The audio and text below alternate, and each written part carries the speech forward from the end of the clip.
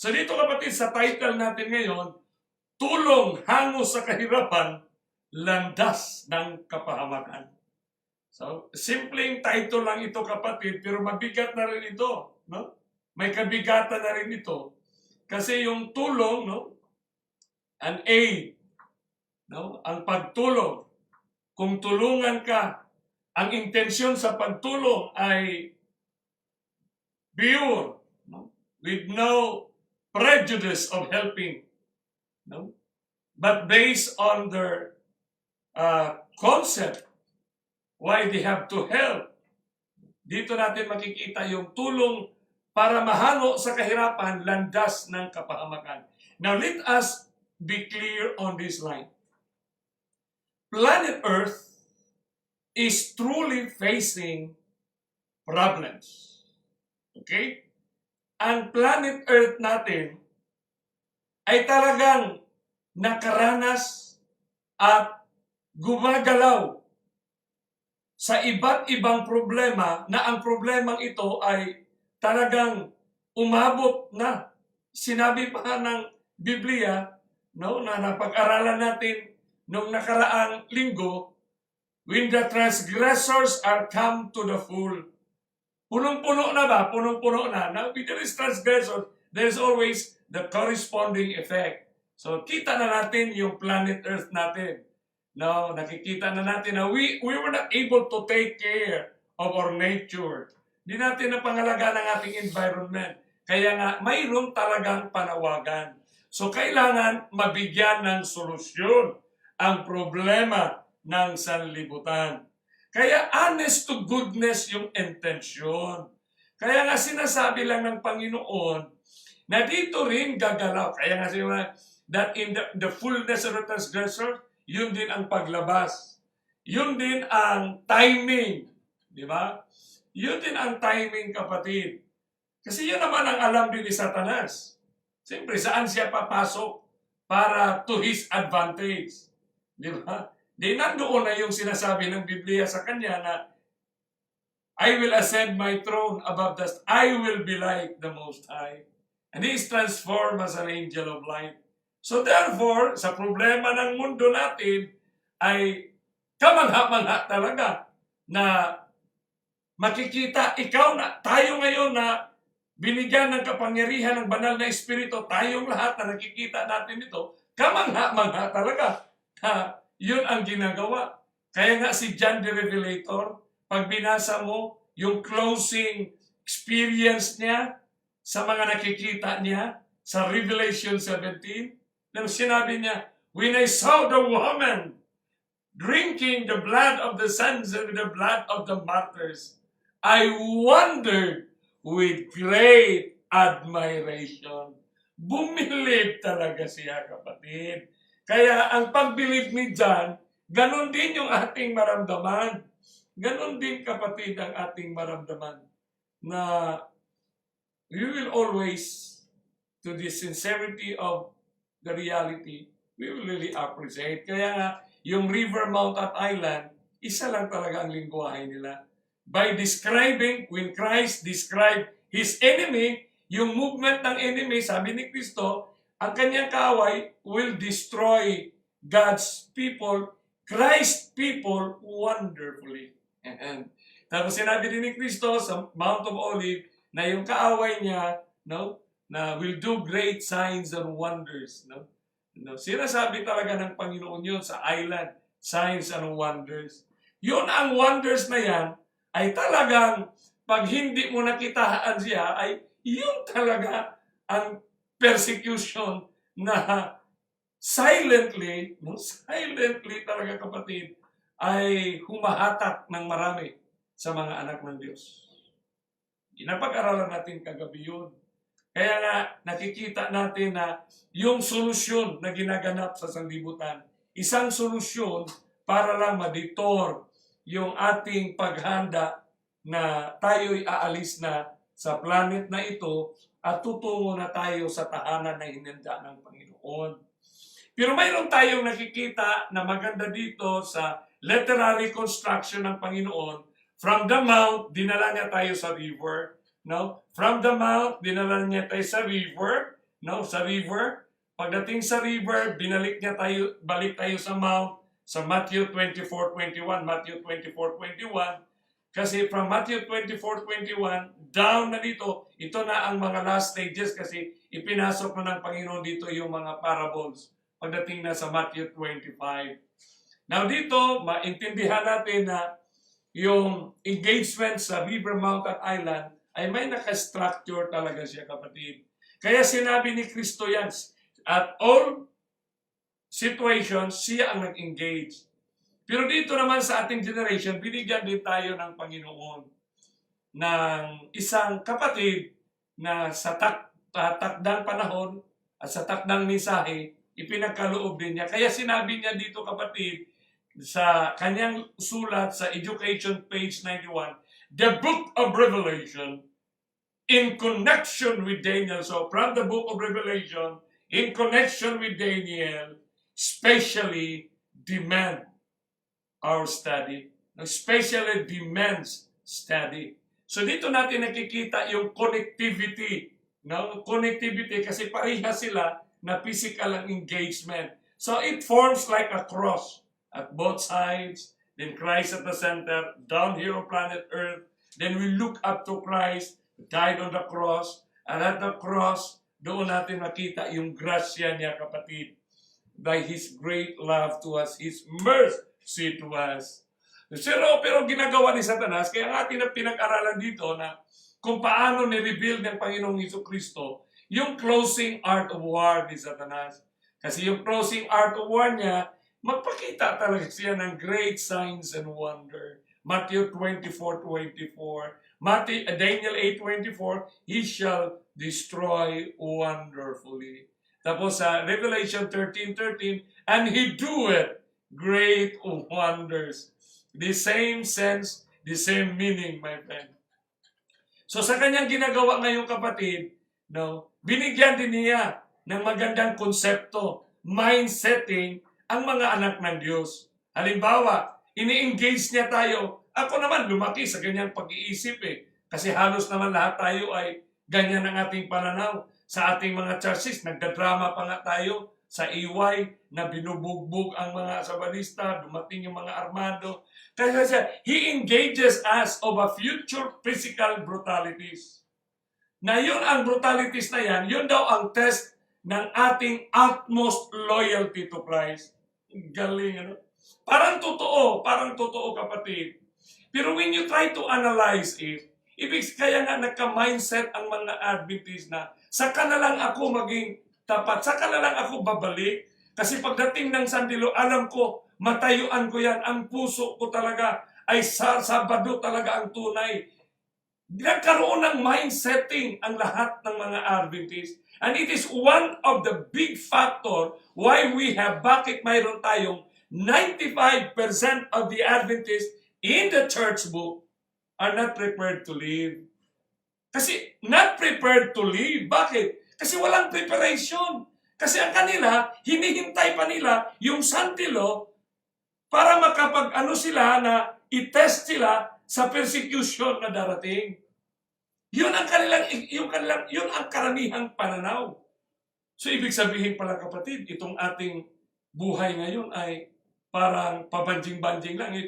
Ito parang yung mga test pala ngayon, yung mga problema para nating naranasan, yung mga pagsubok pala natin sa ating mga pananampalataya, ay itong pagsubok na ito, walang non-bearing pala ito. Parang laro ng tournament ng basketball or ng volleyball o kung anong laro, na may mga laro sa seeding, pag mag-pairing na sila sa tournament sa mga round robin, may mga laro na non-bearing. Kasi ang test ay nasa dulo. What a setup to this generation. What a setup to this generation, my friend. Kaya ang tanong natin ng biniwanan, ano pala talaga ang mode of war ni Satanas? Ano yung kanyang mode of conflict? Dapat it must be clear. Sa lahat ng mga Adventist, ma-Amerikano, ma-Europeans, ma-Canadians, ma-scholars ka man, ma-theologians ka man, ma-pastor ka man, ma-presidente ka man, kung sino man tayo, dapat malinaw ito sa ating pag-iisip. Ano ba itong mode of war ni Satanas? Ano ba yung sinabi ni Kristo? Ano ba ang sinabi niya sa Bible, kapatid? Kaya napaka-critical ito kay Sister Elena Ribocas Tinaco, kay Dandy Colindres, kay Grace Bernardo, kay Abigail Balseta, Urbano Macabuhay Jr., kay Sister Nene Diaz, kay Jenny Comoda, Leo Londa, Arlie John Lamonta, Kaway May, Edon Mondet, Juger de la Paz, John Alquizar, John Bulahan Arangton, Jimmy Pondara, nasa Lapu-Lapu, Helen Plaza, Neneng Alquizar, Easter Prasconemi, Eunice Alquizar, May Mateo. So dito natin makikita, maitanong natin na agad na, ano pala ang sinabi ni Kristo? Ano pala ang sinabi ni Sister White? Kasi ang tagal na natin palagi na sandilo, persecution. Yun ang palaging putahe ng ating mga usapin. Lalo na pag magkwento na tungkol sa mga malapit ng pagdating ng Panginoon. So dito mga kapatid, ang katanong, ano bang mode war niya? Fighting mode ba si Satanas ngayon? Yung fighting mode ba niya ay brutalities ba ang ginagawa niya?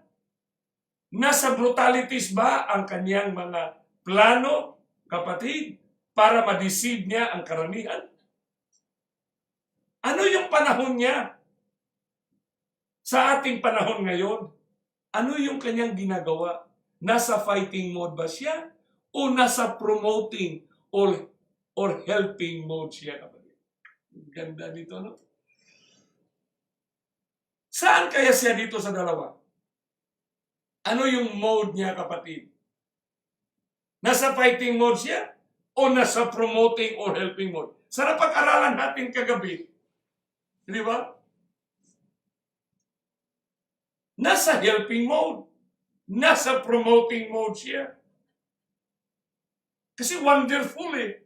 He shall cause craft to prosper with his hand. Kaya nga nag-provide siya ng mga tulong. Kaya nga napag-aralan natin nung nakaraan yung common good. That must be clear in us. Siya ang tumutulong sa lahat. Lahat niya tinutulungan. So kung nasa promoting, helping mode siya, paano niya ito ginawa? How? By brutalities? Or by philosophy? Sa tingin niyo kaya, kapatid, ano kaya ang pinakaginagawa ni Satanas? At di na ito ang meat of all his struggles and war. Ito ang kanyang mga paraan. Ito ang pinasano pa, kung may armas pa, ito ang kanyang mga fighter jet o tangke ni Gira, kapatid. Kasi nasanay tayo sa pag-iisip. Siyempre malapit sa atin. Normal sa atin yung ganyang mag-isip eh. Kasi gaya ng mga martyrs. So when you talk about martyrs, tayo agad yan. Yung mga matatapat sa Panginoon. Ang tanong, may martyrs pa ba sa ating generation? Titignan natin yan, kapatid. Kasi ang concept natin ay ganito sa ating nakikita. Yung sinusunog, kapatid. Ano pa? Madugo, brutal talaga ng mga kaganapan. Masyadong physical, kapatid. So makikita natin itong mga ganitong sitwasyon. Sinusunog, no? Linagay sa cross, pinapakain ng atake ng mga leon at mga tigre. But tingnan mo ang mga picture, kapatid. Their face was so relaxed. As in fact, yung mga sinusunog, kumakanta pa sila. They were singing songs when they were burned. So as history will tell us, sa mga kasaysayan na naukit, kapatid, ang isa, ang lima, ang 10 na kinitil ang buhay ng mga anak ng Diyos, hundreds, thousands were converted. So dito natin makikita na ang sinabi ni Ellen G. White, in vain were Satan's effort to destroy the Church of Christ by violence. Bakit, kapatid? Kasi sa ganitong sitwasyon, isipin mo sa kasaysayan yung naghawak ng atsa. Bago niya putulin ang liig, Nakikita niya ang mukha na iba. Tinatapon niya ang mga, hinagis niya ang kanyang palakol at takbo siya ng takbo. At ang fast as he can at the farthest one, iiyak siya. Shed in tears, cried in tears. Tapos ma-convert siya. Naging Christian. Naniniwala sila sa faith ng mga gusto nilang patayin. Inutos sa kanila na patayin. Kaya dito kapatid, mababasa natin, the great controversy in which the disciples of Jesus yielded up their lives did not cease when these faithful standard bearers fell at their post. By faith, they conquered, my friend. Gandang pagkasalita. May sinabi pa dito si Sister White. Sa Great Controversy, page 41, paragraph 3. God's workmen were slain, but his work went steadily forward. The gospel continued to spread and the number of its adherents to increase. Dumadami tuloy. Na ikaw si Satanas, nakikita mo yun. Na marami na tuloy ang kanyang ang mga sumusunod kay Kristo sa bawat pinatay niya, sa bawat binugbog niya. It penetrated, according to Great Controversy, it penetrated into regions that were inaccessible even to the eagles of Rome. Na hindi nga maabot ng mga agila ng Roma, nakarating ang mensahe doon. Dahilan sa ginawa, said a Christian expostulating with the heathen rulers who were urging forward the persecution. You may kill us, torture us, condemn us. Your injustice is the proof that we are innocent. Tapos may sinabi pa dito, another part, it was but a stronger invitation to bring others to their persuasions. So malaki tuloy ang marami tuloy ang nadala. The oftener we are mown down from you, by you, the more number we grow. Grabe kapatid. Ang dami na tuloy ang mga anak ng Diyos. That is quoted by Ellen G. White from the writings of Tertullian. No? Sa paragraph 50. Ano bang sinabi dito? Sa Great Controversy, page 43. The great adversary now endeavored to gain. Now, hindi ko alam bakit binibigay natin ang Great Controversy at hanggang ngayon, maraming naniniwala pa rin sa conspiracy theory. Hindi mo alam kung nasaan yan sa Great Controversy. The great adversary now endeavored to gain by artifice what he had failed to secure by force. Persecution ceased. It refers to the physical brutalities. Pag sinabi mo naman wala na palang persecution. Hindi, kapatid. Kasi ang persecution is a natural act, no, ng rulers o tao na may capability to harass, to hinder, to kill. Tinasabi. Persecution ceased, and in its stead were substituted the dangerous allurement of temporal prosperity and worldly honor. Ang ganda. Substituted ba? Pinalitan niya? Hindi ba sapat ito na pinalitan na ng kaaway ni Kristo ang kanyang paraan? Na gaya nga sinabi ni Kristo yan. Sa Isaiah, sinabi rin ni Paul doon na transform as an angel of light. So ang persecution nga, iba na ang definition ngayon. Means intentional and severe deprivations of fundamental right, contrary to international law by reasons of identity of group. So ang persecution ngayon, kapatid, sila na nagsasabi, bodily and mental. So, ibig sabihin, kapatid, in the words of persecution, when we are deprived of our fundamental right to choose heaven, sa kanilang definition, in whatever form, kung ano man ang mga forma na gagawin nila, yan ang persecutions at its best. Ibig sabihin, kung ikaw ay bibigyan ng mga bagay ng iyong pangangailangan, para hindi mo piliin ang paghahanda. Kasi hindi naman yan, hindi mo piliin ang langit. Talagang pipiliin man talaga natin ang langit. Ang problema, hindi natin piliin na mag-aksyon para maghanda sa pagsalubong. Kahit sino tanongin, ay pipiliin naman talaga nila yan. Kasi yun ang outmost natin. Kaya dapat nating intindihin ito, kapatid. Ang persecution ay napakaraming synonyms. Ang meaning niyan, harassment, oppression, maltreatment, pursuit, torture. Ang alam lang natin ng persecution, torture. Di ba? Tyranny.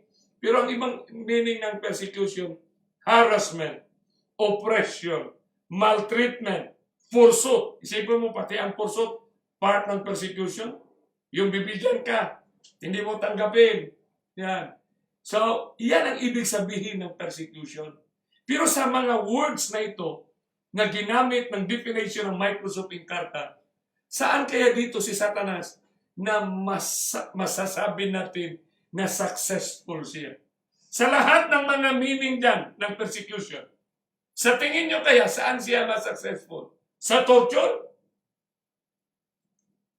Alam na alam ni Satanas, pag pinatay niya ang anak ng Diyos, kinitil niya ang buhay, sa katapatan na tumayo, alam niya na langit ang puntahan. Eh sino makasama niya ngayon sa impyerno? Ang gusto niya, may kasama siya sa impyerno. Basic, fundamental yan sa kanya eh. Bakit kagawa siya ng bagay na alam niya na bubuhayin lang din ng Panginoon? Common sense ba? Huwag nating tanggalan ng common sense si Satanas. Kasi alam niya na bubuhayin lang din ng Panginoon yung kanyang papatayin. So lugi siya sa kanyang gera niya. Nakalearn na siya ng lesson. Experience is the greatest teachers of life. Yun ang ignatay ni Satanas sa lesson niya. Natulad yun sa kanya, kapatidan. Kaya sinabi ng Signs of the Times ni Sister White, September 7, 1891, the warfare in which we are engaged is largely mental. Ipin mo yan. It talks about our time. And the mind that is the most thoroughly trained will do the most acceptable work. So ang focus talaga ni Satanas dito sa ating pag-iisip. So hindi natin namalayan na nag-mind setting na siya. Ano yung kanyang molding? Ang ibig sabihin niya, kapatid, pag pag-aralan mo ang kultura or inculturation, doon mo nga nakikita kung paano na-set niya ang mind ng humanity, especially yung mind ng mga anak ng Diyos. Grabe, nakareceive na ako ng post ngayon tungkol sa meaning ng COVID. Isipin mo, ang meaning daw ng COVID ay certificate of identification. May certificate na, may identification na. Pero pati ang nag-graduate ng mga masteral, naniniwala sa word lang na ganyan. Grabe na mga fake news na yan. Kapatid. And the mind that is the most thoroughly trained will do the most acceptable work. Bakit, kapatid? Kasi maraming work. Ang problema dyan, kung ang work na ginagawa natin, acceptable ba yan sa Panginoon? Ganda nito, kapatid. Gabi ang bigat ng mga statement ni Sister White. May sinabi pa siya dito, the conditions of warfare, sinabi na dito, are not what they were years ago. Because increased light has been shining upon us. Marami ng increase na. And great and solemn warnings have come to us. Malaki, mabigat, sulimning warning na dumating sa atin. Unless we have an understanding of the times in which we live, we may, even with the best of intentions, make great mistakes and stand in the way of the advancement of the world. Napaka-literal, napaka-self-evident ito, kapatid, sa ating henerasyon. Maraming tumayo, akala niya siya ang nagdala ng mensahe, hinadlangan niya ang totoong mensahe. Stand in the way of the advancement of the world. Kung hindi pa hinadlangan, marami sana ang hindi makasali sa Papa. Unless we have an understanding of the times. Unless Kung hindi tayo magkaroon ng pag-intindi sa panahon na ating ikinabuhay ngayon, understanding of the times. Bakit yung understanding of the times? Kasi si Kristo ang nag-prescribe ng ating panahon. Siya ang nagsabi, siya ang bumaba para ibigay sa atin at i-prescribe sa atin yung ating panahon na ating kinabuhayan. Kasi pag wala tayong pagkaintindi ngayon, we may even with the best of intention, ang intention mo ay sincero ka. Why? Pure ang intention mo. Kahit pag-ano nga, honest ang intention mo, even with the best of intentions, make great mistakes and stand in the way of the advancement of the word. Napakabigat naman ito na. Kaya kailangan talaga, kaya nga sinabi ni Pedro, grow in grace and in the knowledge of our Lord. Nalago.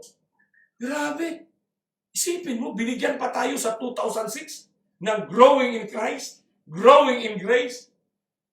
Langit ang nag-design niyan. Mayroon tayong pang-28 doktrina. Pero parang wala lang yan, kapatid. We are not being primed to feel the necessity of that number 28 na ginawa ngayong fundamental belief 11. Wala tayo hindi tayo na-engage. We are not being primed to feel the importance para sana nabigyan daan kung makarinig tayo ng mga mensahe na maka-open ng ating mga mata. Oh, my beloved friends, the claims upon the Christians are the same now as ever. Sabi pa ni Sister White, perfect obedience. But Satan's attacks are more deceptive. Plural talaga siya. His manner of warfare is so different from that expected. Ibig sabihin, alam ni Lindsay White na magkaroon tayo ng mga wrong expectations. Tama yung event na ating iniisip, magkaroon ng sandilo, pero hindi yun ang movement, kapatid, yung kahulugan. Kasi yung kahulugan na dinikit natin sa event na yan, ay hindi. Kasi malinaw dito Mapareho tayo doon sa 1844. Tama yung event, pero the way we interpret the event. Kasi ang ating iniisip, pagdating ng sandilo, saka pa magsimula ang persecution. Saka pa magsimula ang great time of trouble. Kaya sa trouble na yan, testingan ang aking pananampalataya para kung tatayo ba talaga ako. Ibig sabihin parang ngayong oras na ito, yung ating pagtayo sa ating pananampalataya is non-bearing ito kasi doon pa tayo sa future na yan. What a tragedy for our generation. But Satan's attacks are more deceptive. His manner of warfare is so different from that expected. Grabe. Dinescribe talaga. That unless the senses are sharpened, yung senses natin, yung mata, yung tainga, yung utak natin, yung puso natin, unless the senses are sharpened to comprehend His plan. Yung plano sinulat na ni Kristo, yung plano ni Satanas, nakasulat na. Grasya yan na ipinagkaloob sa atin. Ang daling makapagsabi ng grasya. Yun ang grasya, kapatid. It's by grace that we will be saved. Yan ang grasya. Yung revelation ni Kristo sa plano ng kaaway niya. Because God knows the movement of His enemy, His Creator. God, as an omniscient God, He already blueprinted the actions of the enemy. Kaya ang kailangan lang natin ay panghawakan yung pangako ng Panginoon. You have to settle into the truth. Di ba? We shall not be prepared for defense. Hindi tayo makadipinsa, kapatid.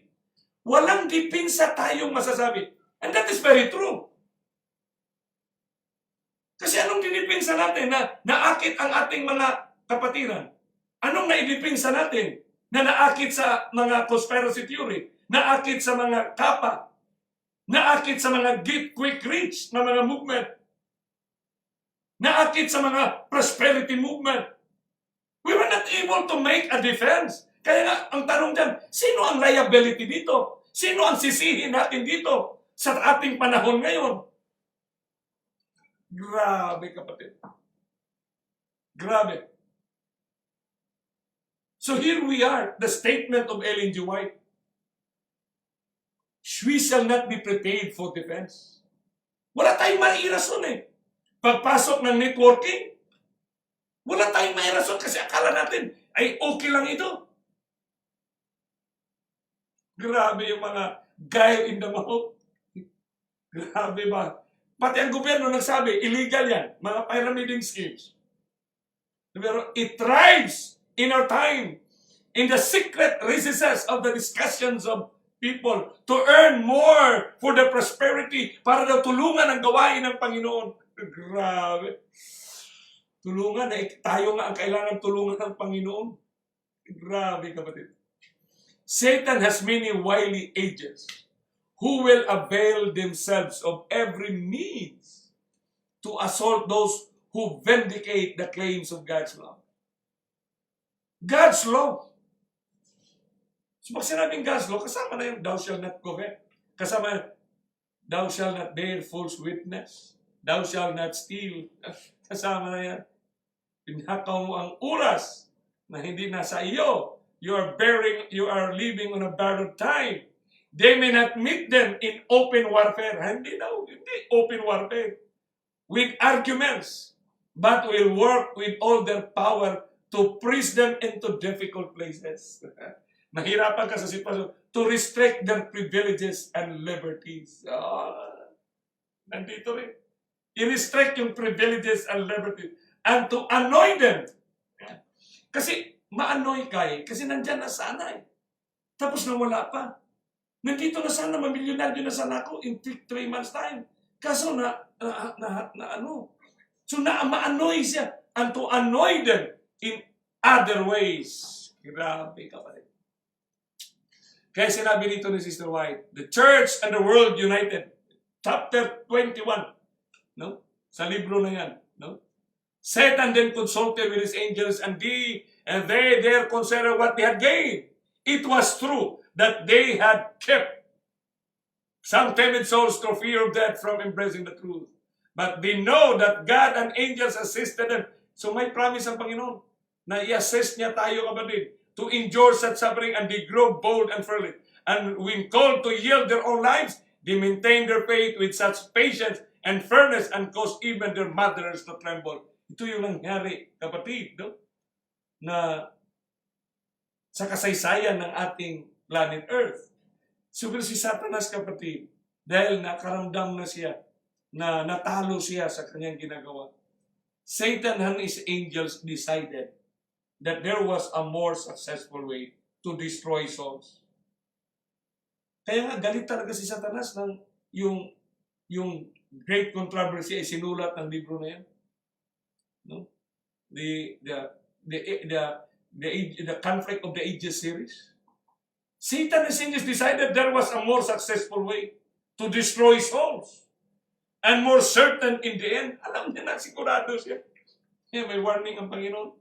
Huwag kang daw shall not fear. No? Huwag kang matakot. Napapatay sa iyong katawan. Takutin mo. Takot ka. Fear. Na mapatay yung kaluluwa mo at katawan mo sa impyerno. And more certain in the end. Sigurado siya. Hindi yan. Kasi sa kanyang ginagawa sa Dark Ages, hindi siya certain sa end. Kasi alam, bubuhayin lang din ng Panginoon yung kanyang mga pinatay. Satan decided that he must come in a milder form. He had corrupted the doctrines of the Bible. Anong kinurupt niya doon? Yung doktrina na yun. 1,000 years of peace and prosperity. What do you mean by corruption? I-corrupt niya yung doktrina, kapatid. Kasi nandoon naman yun sa mabasa din nila yung Ephesians chapter 1, verse 9, 10, 11, that in the dispensations of the fullness of time, Christ is going to gather all things in heaven and earth. So, ibig sabihin, pagsamahin, yan ang kanilang bannering text. Mahirap yan sagutin. Mahirap sagutin yan pag hindi mo alam ang konteksto ng buong Ephesians, my friend. And, tinawag dito, he had corrupted the doctrines of the Bible, and traditions which were to ruin millions were taking deep root. Lumalalim itong traditions. Ano yung tradisyon? Isa na tradisyon sa mundo, yung majority rules. Isa na mga tradisyon yan na yung unity is the basis of truth. Yun ang traditions nila. Ano bang tradisyon niya, kapatid? Na we are all God's children. So wala na sa great controversy. Sa creation, God's children. Pero pagdating sa great controversy na, ang hindi obedient, kanino yun? Kaya, which were to ruin millions, were taking deep root. Masyadong malalim ang pagka-ano niyan. Kaya napakahirap i-unroot, i-undo ang bagay ngayon sa maraming Adventist. Pero ako tinanggap ko na, may mga kaibigan ako kahit grabe, na ano na sila sa amazing word ministries. Ipakita ko sa inyo, grabe, maraming ministries. Grabe talaga. Yung mga insinuating analysis sa mga nangyayari, ma-insinuate ka na ito daw yung gawa. Kaya ingat kayo, kapag vaccine yan, i-control ang utak natin. Pag injeksyonan ka ng vaccine, mayroong microchip dyan. Grabe. He restrained his hate, sabi pa ni Sister White, and decided not to urge on his subjects to such bitter persecution. Nakadesisyon na sila matagal na, na hindi niya gawin yung mapait na mga persecution, but lead on the church. Ang kanyang gagawin sa Adventist church, but lead on the church to content. Maging kontento, not for the faith once delivered to the saints, but for various traditions. Iba't ibang traditions talaga, kapatid. Ano yung mga iba't ibang traditions na talagang kumapit sa atin, kapatid? Kaya, grabe yung tradisyon. Long time we were born, ay nakatayo na talaga yan, yung conspiracy theories, mga theories na yan. And he lead on the church to receive favors and honors of the world. Grabe, ihatid niya ang simbahan na makareceive ng favors and honors of the world. Siyempre, kung may presidente na conspiracy theorist siya, at ikaw naniniwala sa mag-partner talaga sila. Kaya nag-partner yung isang doktor na galing sa Africa, na pastor din siya, na prophet daw din siya, nag-partner siya dito sa presidente ng Amerika. Kaya yung white robe, na maraming naniniwala din. Totoo yun sila na grupo, pero ang kanilang interpretation sa event ay somebody is manipulating, na ang COVID ay pwedeng gamutin ng ano yung sinasabi niyang gamot na common na nasa pharmacy. Grabe. Under the false pretense of benefiting them, she began to lose favor with God. Oh, see? Nawala na yung favor niya sa Panginoon. Gradually, the church lost her power. As she siyan to declare the straight truth, ang kala naman itong ng mga reform, yung straight truths daw, na ay kailangan sabihan mo sila na sila ay Babylonia, straight truth. Sila ay ganito ang ginagawa, straight truth daw. Hindi sila vegetarian, hindi pa sila ngayon, pinapakain pa ang pato. Hindi nila masabi yung straight na katotohanan. Ang straight na katotohanan, yung masakit na reality daw. Which shut out the lovers of pleasures and friends of the world. So maraming statements si Ellen G. White. Kaya pag titingnan natin ang verse na yan, titingnan natin, 3 tenses yan. Matthew 24:21. And there shall be a tribulation. Never has been from the beginning. Past yun. The kind that has not happened from the beginning of the world. Dapat makita natin yan, ha? Makita natin. Tingin ko yung blackboard dyan, Francis. I need to see that here. No? Sa ating mga kapatid, Buti na papasok, nandito sila pastor sa Mandala. Hopefully, you have to, nandito naman, meron naman tayo sa mga elder church, meron na tayong iPad, mayroong tablet, may cellphone, may computer. I-arrange nyo lang yun. I-extract nyo lahat yung statement. Statement ba? No? So dito natin makikita, mga kapatid ha, dito na makikita na yung tatlong tenses yung verse na yan. Never was since the world began, until now. So ibig sabihin, until now. When you read it, pag binasa until now, ibig sabihin, you apply it right away. Ano ba ito hanggang ngayon? And assuredly never will be again. So what a beautiful text. The language and the literary constructions, napakaganda niyang kapatid. Until now. Tapos ang future, and assuredly never will be again. And certainly will never happen again. Why will never happen again? Because Christ is going to rescue us. It will be the end of all this tribulation. Kaya nga sa those who can pass through, kailangan ma-identify natin kung ano yung ating kalagayan. Kasi ang iniisip ng iba, wala pa tayo sa kalagayan ng kahirapan ng ating pananampalataya. Hindi kayo nahirapan sa pananampalataya, hindi na nga kayo nakasimba dyan. Hindi na nga tayo nakapunta sa church. Nahirapan na tayo mag-identify ng truth and so hard. Di ba? Hindi na nga natin alam na yung movement para ng compassion ay pumasok na pati sa Sabado ay kung ano-ano lang ginagawa. Mabuti yan eh. Kasi God, si Kristo naman ay nanggamot sa araw sa... Anong gamot? Dinaanan niya.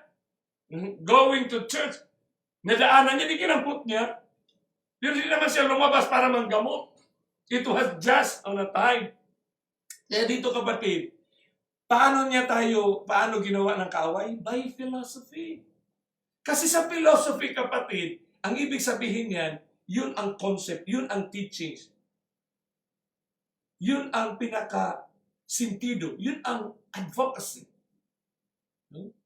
Kaya ang tawag niyan, inculturation. Ano yung philosophy na yan? Yung teachings para sa kabutihan mo. Para sa kabutihan ng lahat ng mamamayan. Ng ating komunidad.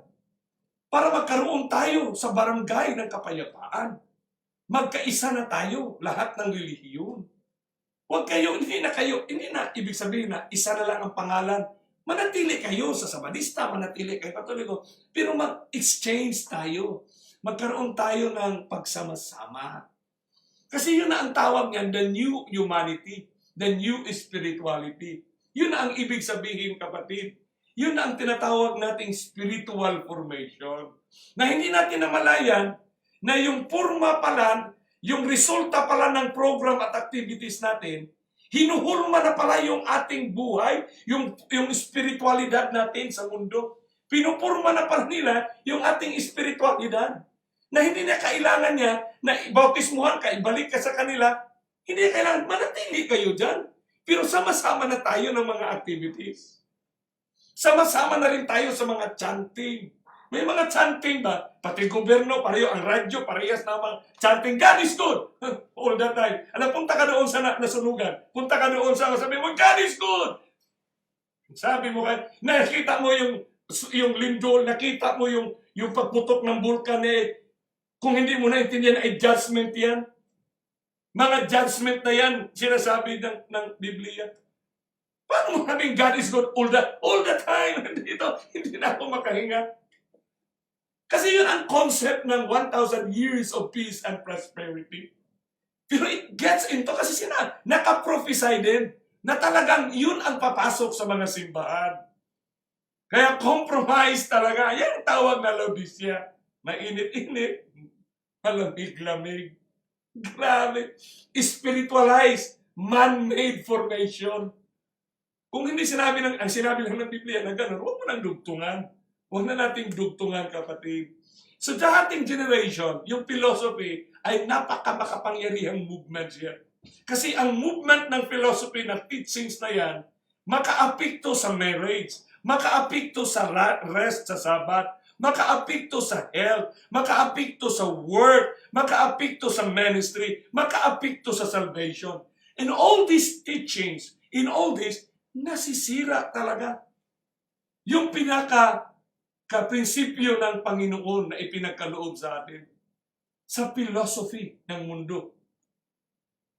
So dito natin maintindihan, kapatid, na yung philosophy of marriage, no?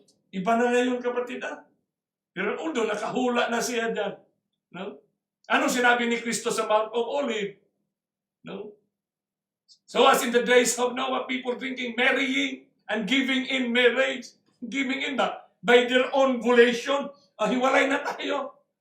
Sige, magpartner ka doon, magpartner din ako dito. With consent na, wala nang value wala nang sanctity ang marriage.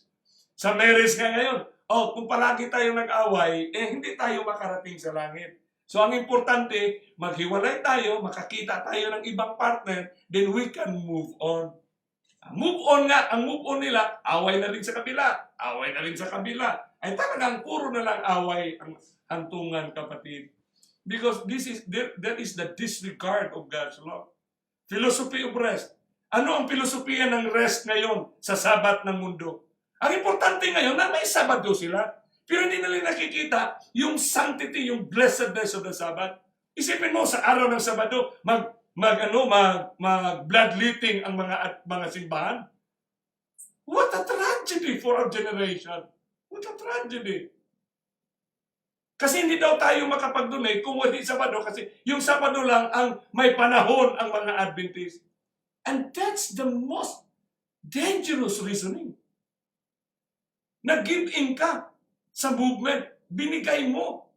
Kasi may movement na ganun, binigay mo ang sarili mo. You give in without movement. And that's, hindi na malaya na karamihan yan. Kasi it's good. Wonderful acts wonderful acts, mga nakakamanghang mga gawain, works of good works, wonderful good works. Grabe. Grabe. Philosophy of health. Ang importante na magaling. Kahit ano pa yan, inumin ko yan. Kahit ano pa yan, grabe na. Ito naman mga advocators ng health, kung ano-ano na lang iniimbento ng mga concoctions, ano na lang mga imbento, na sa kanilang mga inimbento, lahat ng sakit ay gamutin. Kaya nga sinabi ng Bible sa ending ng story of redemption, ang makapasok noon, there is no guile in their mouth. Walang guile ba? Yung guile, kapatid, yung isang bagay, sobrahan mo ng ikwento. Kung sobrahan. Yun naman ang nature ng networking ngayon. Sobrahan kwento sa mga produkto. Grabe. Philosophy of work. Ang importante na mayroon akong mapakain sa aking anak kahit na violate mo na yung prinsipyo ng holiness of the Sabbath. Philosophy of work yan. Anyway, mayroon naman akong ibang sa sunod na Sabado makapagsimba na rin ako. Hindi minawala sa akin yun. Kasi pagdating ng Sandilo, tayuan ko talaga ito. Pero for the meantime na nag-aral pa aking mahanap sa trabaho ko. Philosophy of ministry. Matindi ito, kapatid. Napakatindi ito na philosophy ng health, kapatid. Yung philosophy of ministry. Sa ministry kasi sa ating generation, naka-structure ang lahat. What do you mean by structure? Institutionalized structures. So those who have the levels, may mga level degree. Halimbawa, pag hindi ka masters, dito ka lang. Pag masters ka, dito ka. Pag doctors ka, that is the Greek mentality. Greek mentality yan Kasi galing sa Greek civilization yan, pumasok sa Romans. Ano umabot na rin sa atin yan ngayon? So yung sinasabi dyan ba, na he who has possess the power, the ability. Kaya dito, kapatid, ang philosophy ng ministry, kaya hindi ka makarating dyan kung hindi ka magkaganito. So, kailangan mo i-earn ito. So, yung tinatawag niya may mga crown. Kasi may mga, kita mo yun, may mga structure, may mga, kung ano na kulay ng mo, tapos mag-increase ka na. Kaya ang karamihan sa mga, kahit anong denominations, pag napili na silang director, ayaw nang bumaba sa district leader, sa church. Kasi pag ibinaba siya, na-demote daw siya, ibig sabihin, hindi na siya gaya ng iniisip ng karamihan. So pag na-presidente na ayaw nang bumaba, kaya doon pumasok ang yung politika sa iglesia na panahon sa eleksyon, i-manipulate na, magkanya-kanya, magkampanya na sila para ma-maintain. Mag-report sila ng anong i-report nila na achievement ng kanilang departamento sa kanila para ganito. This is unhuman. Huwag na natin i-deny ang ating we have to confess and forsake. That's the only way for us to be in heaven right now. We have to confess and forsake. Forsake. Kasi naging bahagi tayo sa politicize ng ating institutions. Dahil sa Greek mentality, Greek philosophy, philosophy of ministry, na instead, we love to be in the church, in the district, because we are engaged directly with souls. Pero kanila, pag na presidente na director na, ayaw nang bumaba, kaya magkaroon ng pamulitika na. So dito ang philosophy of salvation, dito na rin na napakarami ng ginagawa ang kaaway sa philosophy of salvation. Isa na dito yung major nila na darating si Kristo, magkaroon muna ng peace and prosperity. Sa philosophy of salvation, walang judgment. Sa philosophy of salvation, that what we need is love, unity, peace. What we need in our life, in our planet is cooperation. Yan ang kinakailangan natin. Love, mercy, and compassion. Kamagtulong-tulungan tayo. So sa philosophy of salvation, nawala na yung judgment, kapatid. In which yung Seventh-day Adventist Church na itatag tayo dahil sa konsepto, dahil sa blueprint ng sanctuary truth, in which sanctuary is yun ang pinaka-message ng judgment. Kaya the book of Revelation, the entire book of Revelation talks about judgment. The river talks about judgment. And the Mount of Olives talks about judgment. Si Kristo nga nagsabi, bago nga siya umakyat, dumaan siya sa templo, woe unto you Pharisees and Sadducees. 8 times he mentioned woe because it is a judgment hour. It is a warning moment sa ating generation. So napakabigat nito sa ating generation, mga kapatid. But we need to confess and forsake. Kailangan malinaw sa ating pananaw. Kasi alam mo, bukas pagpunta mo sa maglabas mo, may sasakyan ka, punta ka sa mga, parang maingganyo ka, nag-development project tayo dito, lumaki ang ating institute, lumaki ang ating hospital, lumaki ang ating church, dadami pa tayo na. Grabe, kapatid. There is always a season for everything, a time for every purpose.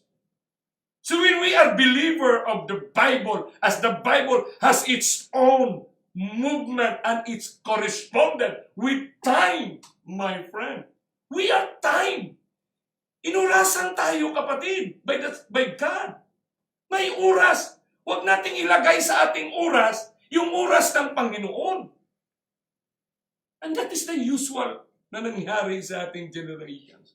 Kaya sinabi talaga ni Kristo, inunahan yung first statement na after the question that was asked. Ano ba ang palatandaan? What will be the sign of your coming? Sabi agad ni Kristo. And Jesus answered and said unto them, take heed that no man deceive you. Ang deceive, ano ba yung function? Saan ba makasintro saan ba natin i-equate ang deception? Sa utak natin. To the agency ng ating mata, ng ating marinig. Kapatid. Kaya nga, paano papasok sa utak ang deception? Philosophy, teachings, doctrines. Why?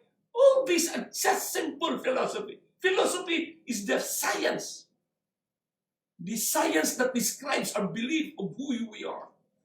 Philosophy means our understanding of life, our battles, our trials, and our destinations. Yun ang ibig sabihin ng philosophy. Kaya mga kapatid, ang masaklap ng movement na ito, the final detour is the most subtle one. Bakit subtle siya? Kasi your enemy becomes your best friend, my friend. He is the benefactor of your life, my friend.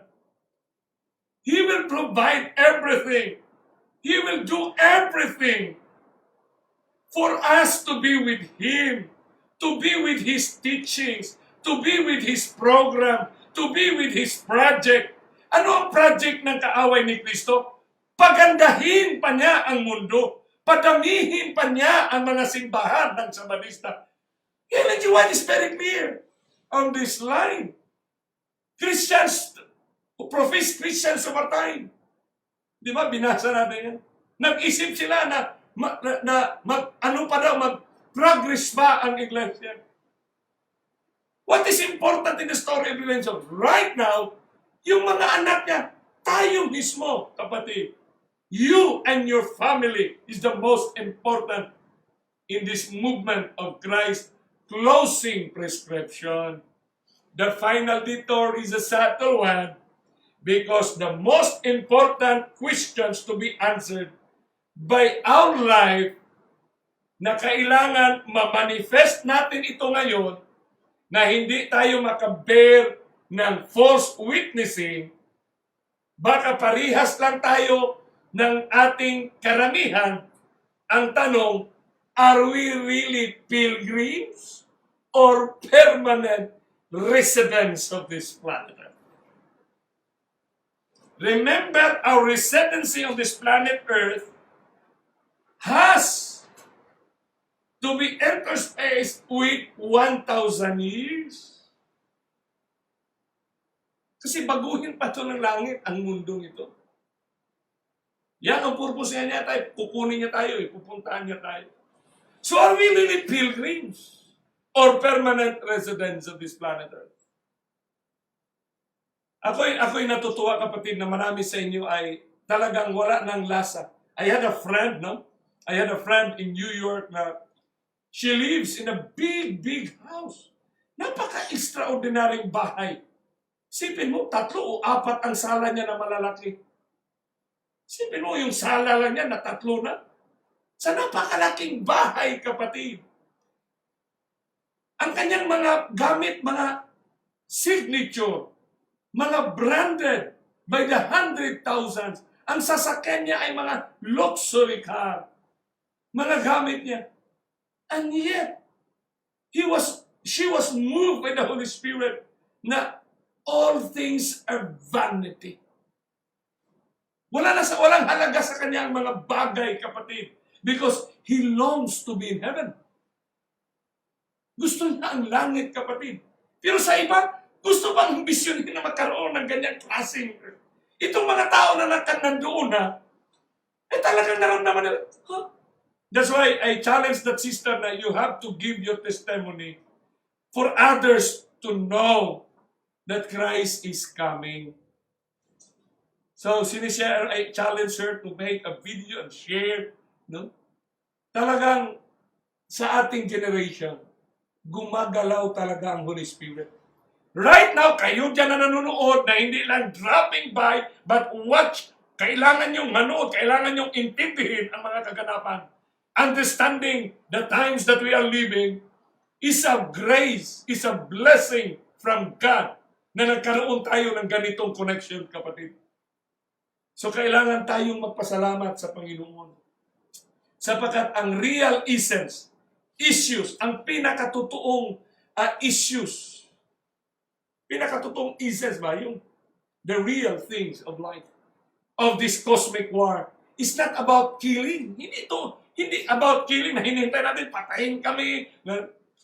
But it's about acquiring number of permanent residents for 1,000 years of this earth, kapatid. Ang issue talaga ng gira ni Satanas ay maka-acquire siya ng conviction o ng kung hindi man ng half, kailangan kunti lang kasi yun lang ang gusto niya. I-defile lang niya. Yung isang paa sa kanya, yung isang paa doon kay Kristo. Acquiring number of permanent residents for 1,000 years of this earth. Mayroon kayang manifestations na may mga taong ganyan? Of course. Marami yan. Akala na tatagal pa ang mundo. Kaya nagbilihan kung saan-saan ang mga developmental projects. Kaya sinabi ng Panginoon, fear not them which kill the body, but are not able to kill the soul, but rather fear him, katakutan mo si Satanas, which is able to destroy both soul and body in hell. The issue here is about eternal death. So si Satanas alam niya na yung pinatay niya sa Dark Ages, bubuhay niya, walang eternal death yun. Eternal life yun. So bakit gagawa siyang yun ng mga bagay na gayahin niya nung nakaraan? Nga gaya ng iniisip ng karamihan, hinihintay natin ang sandilo kasi pagdating ng sandilo, magsimula ang persecution, hahabulin nila tayo at papatayin nila tayo, kapatid. Paano yan mangyari yan na kung pagdating ng sandilo, mayroon ng first plague? Sa first plague pa lang, paano ka mahabol nila? Na may mga kabahong sila. Paano sila maka ng baril na ang kamay nila may sword? Paano sila makahabol ron kung may mga sword sila? Eh, paano kung nandoon ka sa bundok? Doon ka nagtatanim? Paano kanila maakyat doon? Atin-atin lang kwento ba kung ganyan man lang ang pag-iisip natin, kapatid? No? So maintindihan natin na sinabi talaga ni Satanas, Satan will, if possible, prevent them from obtaining a preparation. Na hindi tayo makakuha ng preparasyon to stand in that day. Kasi ang araw na yun, paghandaan natin ngayon. Anong ibig sabihin ng paghanda? Sa mga maliliit na bagay, tinayuan na natin ang katotohanan. Sa mga instruction ng Panginoon, sinunod na natin siya, kapatid. Yun ang ibig sabihin, obtaining a preparation to stand in that day. Kailan natin kukunin yung pagtayo noon? Ngayon mismo. Kaya sinabi pa ni The Great Controversy, sabi daw, si Satanas daw, he will so arrange affairs. Grabe. Siya palang mag-set up ng affair. Anong gagawin niya? As to hitch up their way. Hadlangan ang mga daan na ito. Entangle them with earthly treasures. Tatalian kanya sa makamundong mga kayamanan. Kaya entangle them with earthly treasures. Ano ba yung entangle them? Siyempre, sa anong paraan? Kung wala pang treasure mo, entangle ka kasi mayroon kang gawain, tapos wala ka ng tulog, magdubli ka ng trabaho para with earthly treasure, cause them to carry a heavy, wearisome burden. Ang mabigat na problema. And that their hearts may be overcharged with the cares of this life. Grabe. Ang ating mga puso daw ay sobrang naka-charge sa batipan na overcharge sa mga pangangailangan sa buhay na ito with the cares of this life. And the day of trial may come upon them as a thief. Bakit as a thief na? Kasi naiba ang nasa isip natin. Ang nasa isip natin yung mga treasure, yung mga burden, yung mga kung ano, the cares of this life. Maraming statement nila, kapatid. Kaya yung demands of the mind, are much more powerful factor to affect, change human behavior than anything. Kaya nga sa ating generation, yung demands of the mind, paano? Siyempre na-engage ka, initiated ang mind mo na kailangan mo munang magkaroon ka ng ganyan kasi malayo pa eh. So ang demands ng isip mo ngayon, naging pressure na yan sa'yo. No? Powerful factor to affect and change human behavior than anything. Kaya ano yung mga demand sa buhay, kapatid? Di ba? Ano yung demand sa buhay natin? Ang demand sa ating buhay, demands of the mind, food. Pag hindi nasanay tayo sa pagkain ng ating nakasanayan, kasi maliit ka pa, sinisit up ka na ng kaaway na yun ang pagkain na gusto mo. Sa panahon na na-receive mo ng design na dapat ay hindi ka na magkain ng ganyan, kain ka pa rin ng kain. Kaya nga, ang mangyari sa iyo dyan ay talagang ma-stress ka. Kasi ang pagdating, maraming away sa pamilya eh. Dahil nga ang pagkain sa lamesa hindi mo nagustuhan. Nagmaoy ka na dyan. Naghalit ka na. Kasi hindi tama ang pagkain na gusto mong kainin. Hindi ka naman tumulong para kumain. Para magluto. Para gusto mong ano. So there are so many behavioral dysfunctions sa loob ng mga tahanan dahil nga sa mind setting na ginawa ng kaaway. Kasi binasa natin, he arranged. Di ba binasa natin kanina? He will so arrange affairs. Siyang nag-arrange. Maliit pa nga tayo. Alam na niya ang ating mga tendency. Clothing. Kailangan ng damit, kailangan ganito. Ganito ang style, dapat ganito rin ang akin. Shelter. Bakit ganyan ang tirahan niya? Tapos ako ganito lang tirahan. Dapat ganito rin ang tirahan ko. Kailangan makamit ko muna. Panginoon, huwag ka munang darating kasi mayroon akong na-promote ako ngayon sa aking posisyon. Magkaroon pa muna ako ng pera kasi magpatayo, ipakilala ko muna sa aking barangay, sa aking bayan na ako ay naging successful na tao. Na ako'y successful. Grabe naman. Successful ka na. Pero hindi ka naman nakilala ng Panginoon. Hindi ka na makapunta doon. Kaya nga, di mo na marami na mga shaking, mga nangyari na mga earthquake, mga wasak ng tahanan. Health. Grabe. Education. Work. In education, kailangan after my graduation, mag-master ako. Tapos ko mag-master, mag-doctoral ako para ang pangalan ko so and so, maraming nakadugtong kasi pag maraming nakadugtong, respetuhin ako. Pag hindi nila ako respetuhin, grabe ng mindsetting na work, yung klase ng trabaho. Pag ganyan doktor na, hindi na, kaya marami sabi, kung hindi siya naging doktor, bakit hindi na siya nakipag-usap? Siyempre, kasi according, may mga kasabihan eh. When you graduate college, you know many things. When you graduate masteral, you know a little. But when you graduate doctoral, you know nothing. Ganun ba? Siyempre, doctoral specific na yun na lang ang nalalaman mo. Kaya dito natin maintindihan na yung edukasyon, no? May mga statements sila yung white tungkol sa edukasyon. Recreation, relationship, yung demands of the mind, dapat ganito ang aming relasyon. Pag nakakita ka ng pamilya na ganyan, dapat ganito rin kami. Dapat ganito din ako, ganito din kami. Pag hindi mo nakikita, di ma-pressure ka na. Ma-stress ka na ngayon. Kasi may idealism ka na pinakita, tinuturo ng mundo. Dapat ganito, di ba? Yun ang tayo. Kaya nga pagdating mo sa mga multi-level, dati wala akong sasakyan. Ngayon meron akong ganito. Pakita agad yung mga chike o pakita chike. Grabe, para mag-kubit ka ba? Sa Bisaya pa, mag-kubit nyo ka rin. Mag-kubit nyo ka rin. No? Dati wala akong ganito. Ngayon mayroon akong ganito. Mayroon akong ganito. Pag sumali ka sa ganito, magkaganito ka rin. Pag hindi nakuha niya, walang relasyon. Away na sila. So society, status, standards of living, human dignity, government, church, culture. Ito ang mga demands ng ating mga utak, kapatid. Kasi we keep on comparing ourselves with others, especially at this time. Instead na sinabi ng Panginoon na unload everything, move to the preparation, Christ is coming, prepare to meet Him. Ay wala, kasi ang mundo ay kanya-kanyang ngayon. Siyempre, makikita mo ang China sa laki niya, aagawin pa na ang Scarborough. Dito ngayon, aagawin pa. Sige, pang-agaw-agal na, sige. Yung mga sa market naman, akin na ito, agawin pa. Kasi ganyan ang human tendency natin. Kaya kailangan na tayong i-rescue eh. Kasi wala tayong patutunguhan. Walang patutunguhan, kapatid. Kahit pa gaano kaganda ang millennial development goal. You take out God in that activities. Wala tayo because we will self-destruct. Yun ang delikado, kapatid. No?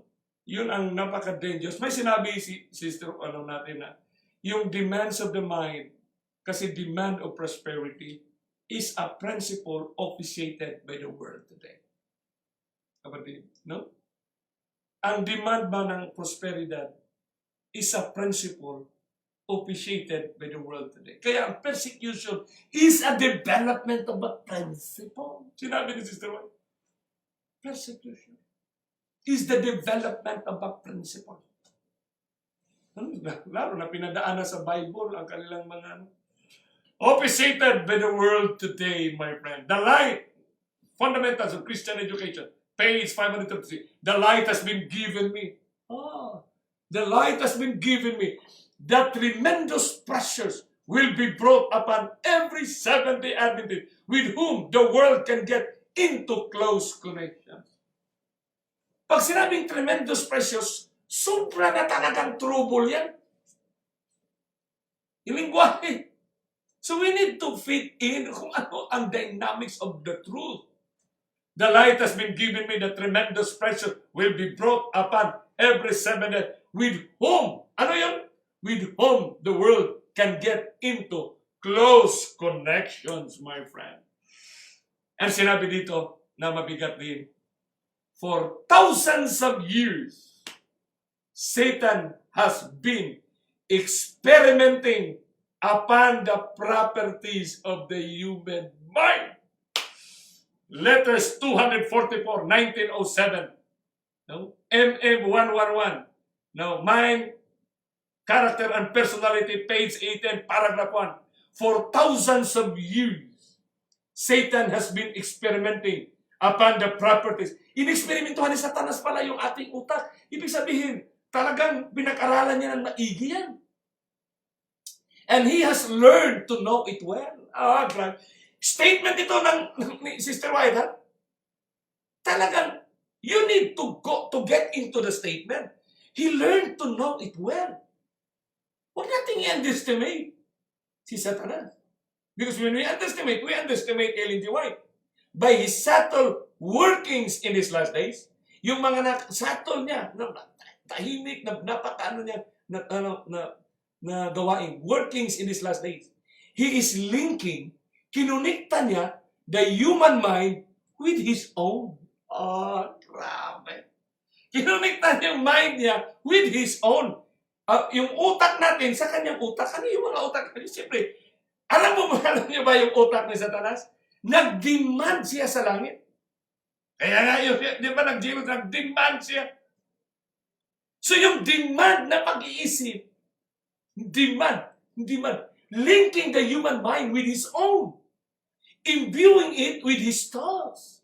And he's doing this work in so deceptive a manner that those who accept his guidance know not that they are being led by him at his will. Ang grabing bigat nito. Ulit-ulitin yung basahin nito at tingnan nyo kung kaano ba ito na nag-work out sa lahat ng bawat buhay natin ngayon. That those who accept his guidance know not that they are being led by him at his will. At his will. So guidance niya, ha? Yung guidance niya. Gina-guide niya tayo sa mga demand natin. Kaya magugulat ka. Wow! If Satan, can change the philosophy of man, he can destroy the people of God by not lifting his hand. Kahit hindi niya angatin ang kanyang kamot. Because 100%, by not lifting his hand, because 100%, he is sure they will eventually self-destruct or self-destroy. Alam niya na mag-self-destruct lang ang tao pag na-change niya yung ating viewpoint, kapatid. Ano yung nangyari? Siyempre, dahil hindi pa nagsandilo, ay pabunting-bunting ka. Kung parelax lang ka muna, saka ka na lang, ayusin mo ang iyong buhay.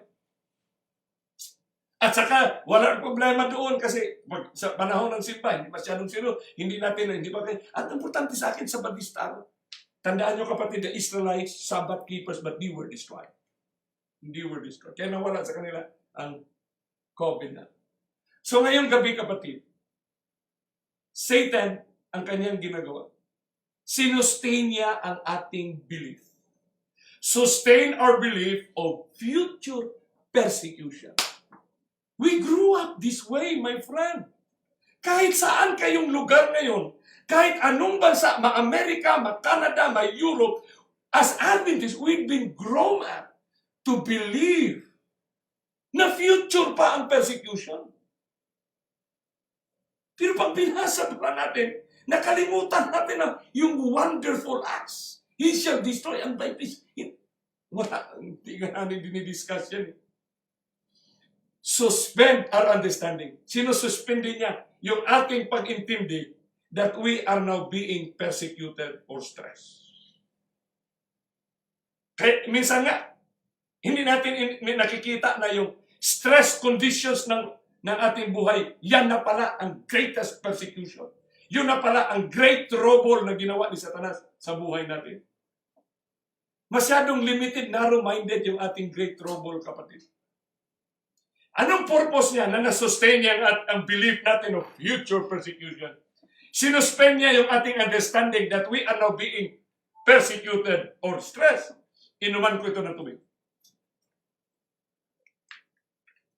Ang result nito, kapatid, natural result of this, we are deluded by the right time.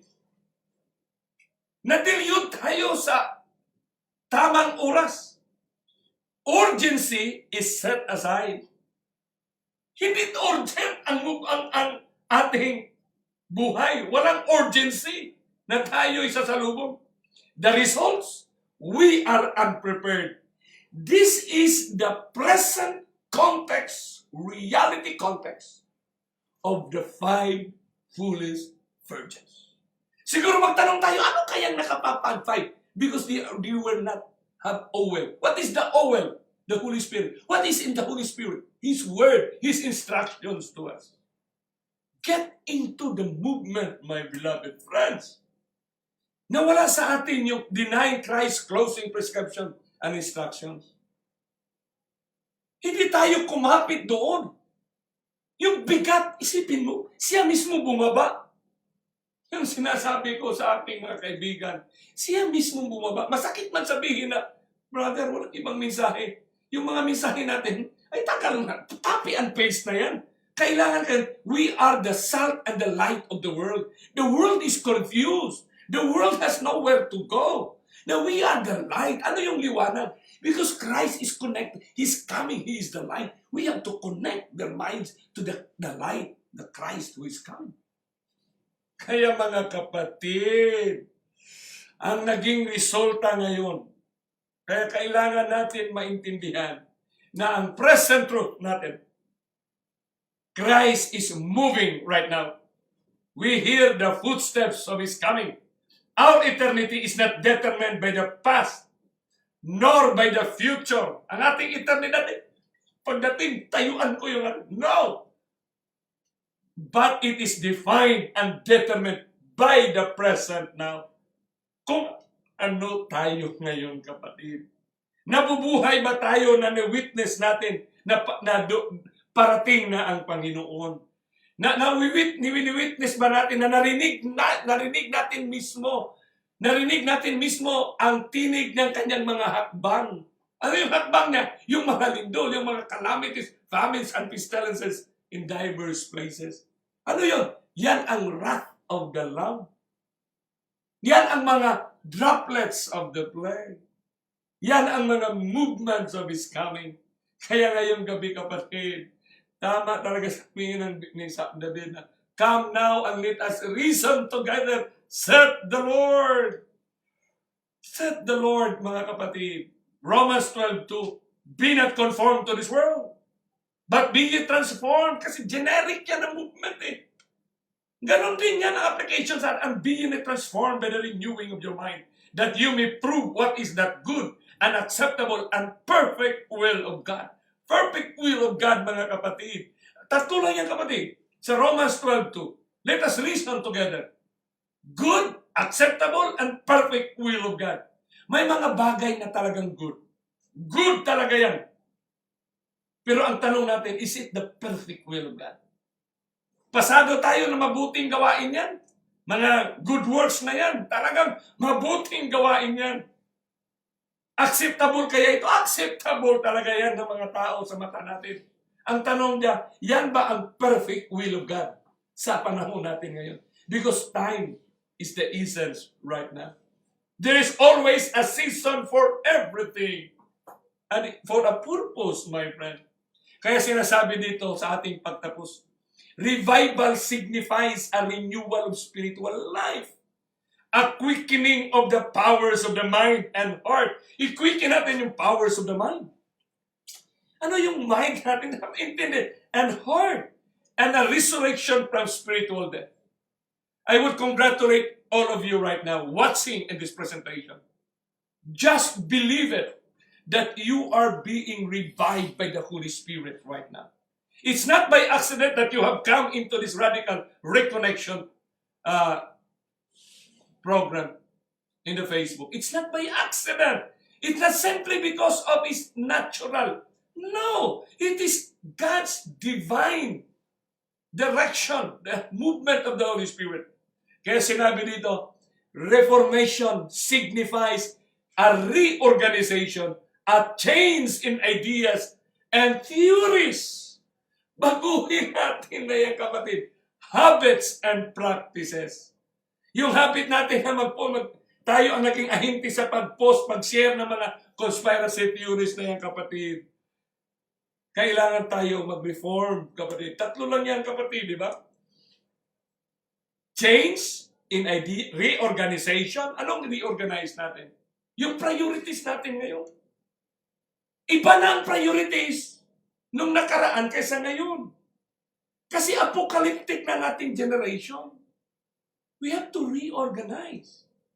Sa reorganization, nandoon ang pinaka-essence mo na are you engaging that Christ is already moving to come?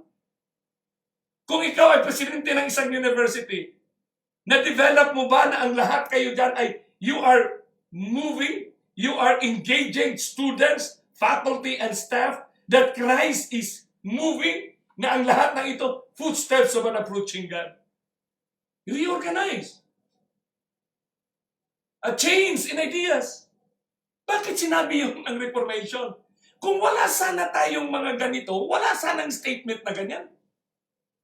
Kasi may mga ideas talaga tayo because God knows when she gave an inspiration to Ellen G. White, God knows kung ano ang behavior pattern na ginagawa ni Satanas, yung kanyang protocol, yung kanyang mga means na para ma-mindset ang last generations. So ang mindsetting na ginawa niya, nakaprodukto siya na na-describe, nakita ni Ellen G. White na 95% sa mga Adventist, tayo kapatid, 95% sa Adventist in the church book ay hindi handa sa pagsulubong sa kanya. That's why Reformation signifies reorganization, a change in ideas and theories, habits and practices. What a blessed time for us this evening. A revival of true godliness among us is the greatest and most urgent of all our needs. To seek this should be our first work. So I will congratulate you watching this presentation now. You have to thank the Holy Spirit for guiding all of us to be connected, because we need radical reconnection to the words of Christ and to the writings of the Spirit of prophecy. We really need, my friend. Kasi alam ng Panginoon, hindi siya mag-utos ng revival and reformation kung walang ideas, walang theories, walang habits, walang manifestation na nangyayari ito sa ating generation.